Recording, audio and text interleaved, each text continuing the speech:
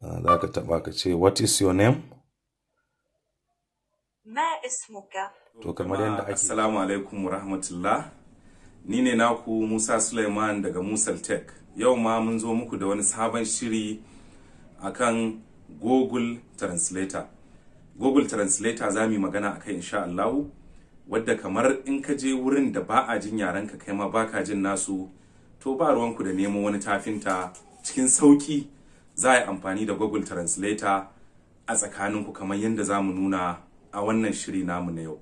Kuma kai ma a nan za ka iya amfani da shi kai ɗaya, yaren da baka iya ba ka ji fassarar abin da ake nufi insha Allah. Daga ƙarshe akwai abu mai mahimmanci da za mu nuna a wannan shiri.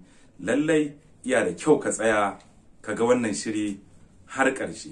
Idan wannan ne karanka na farko na ziyartar mu ko kuma ka mance baka danna subscribe button ba, to ka danna mana subscribe a ƙasan wannan bidiyon, ka kuma danna alamar ƙararrawa domin da zara an ɗora wani bidiyo sai a sanar da kai.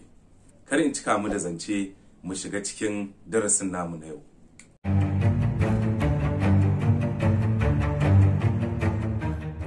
Assalamu alaikum. To gashi mun shigo cikin wannan program namu wanda insha Allah za mu nuna yanda ake amfani da wannan manhaja ta Google Translator. To da farko zaka shiga Google Play Store ka ɗauko shi idan babu shi akan wayarka, kamar yadda ka saba ɗauko applications ɗinka, zaka tafa Google Translator. Da an tafa shi Google za su baka shi kamar yadda ake gani gashi nan sun bani Google Translator. To zai bude ma, idan baka installing ba a daidai nan wurin da nake nuna za a ga install. To amma already ni na yi installing, kawai zan danna open. To gashi nan na bude shi kamar yadda ake gani. To za ka zo nan ka zaɓi yaren da za a dinga fassara ma, wanda za mu bar shi a turanci. Nan kuma za ka zaɓi yaren da shi ne za a fassara yare na biyu kenan, za mu bar shi a Hausa domin wannan gwaji na yanzu. Za ka tafa wurin da aka ce tap to enter text, wato ka taɓa nan domin ka shigar da abin da kake so a fassara ma. To za mu shigar da turanci tun da so muke a fassara mana shi da yarenmu na Hausa mai albarka. To bismillah, za mu tafa what is your name? What is your name?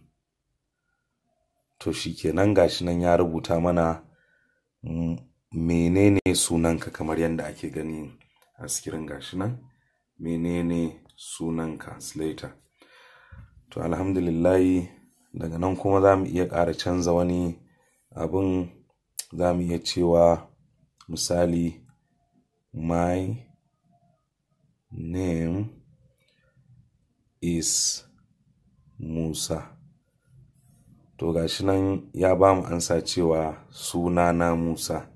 To haka dai wannan abubuwa suke tafiya na technology, abubuwa cikin sauki. To wannan da abin da aka rubuta a nan da turanci, to kuma zai baka fassarar shi da Hausa insha Allah.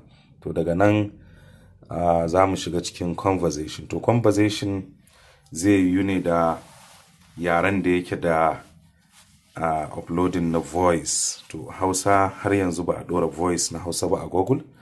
To amma za mu yi amfani da babban yare mai daraja, wato Arabic. To za mu shiga nan ɓangaren Hausa sai mu canza shi koma Arabic kamar yadda ake gani. To yanzu za mu fara daga English zuwa Arabic conversation, kamar mutum biyu kenan. Za ka taɓa ka ce what is your name? Ma ismuka. To kamar yadda ake ji in ka faɗa, ita kuma Google Translator zai canza maka ya maida ma shi da Arabic wanda abokin tattaunawarka zai ji. To shi ma kuma zai iya baka ansa wanda shi ma wanda yake jin turancin za a gaya mar Ma ismuka. to kamar yadda ake ji gashi nan. To shi ma sai ce ma anna ismi Musa. My name is Musa. To kamar yadda ake ji masu sauraron mu da kallon mu, wannan shine technology na Google Translator. to za mu ƙara gwada wani abin. From where are you? من أين أنت؟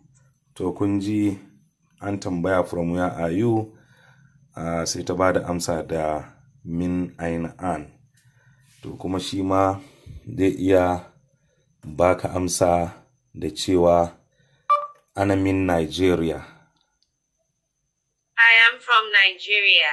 To kamar da yadda ake saurare, wannan shine Google Translator, kuma daga ji da duba na san mutane sun fahimci lallai mahimmancin wannan application da kuma irin abubuwan da zai iya yi masu ƙayatarwa da kuma sauƙaƙawa ta cikin al'amuran yau da kullum. Za mu ƙara gwaji. Where are you going?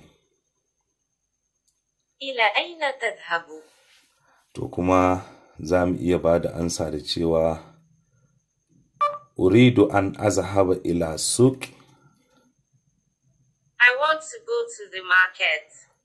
To wannan dai shine Google Translator. Insha Allahu a ci gaba da bibiyan mu a shirye-shiryenmu masu zuwa nan gaba ta hanyar danna subscribe da kuma alamar kararrawa domin samun irin waɗannan ingantattun tutorials, wato koyarwa cikin sauƙi insha Allah. Kuma kar a manta a sharing da 'yan uwa domin bidiyon ya yaɗu, kowa ya samu wannan fa'ida insha Allah.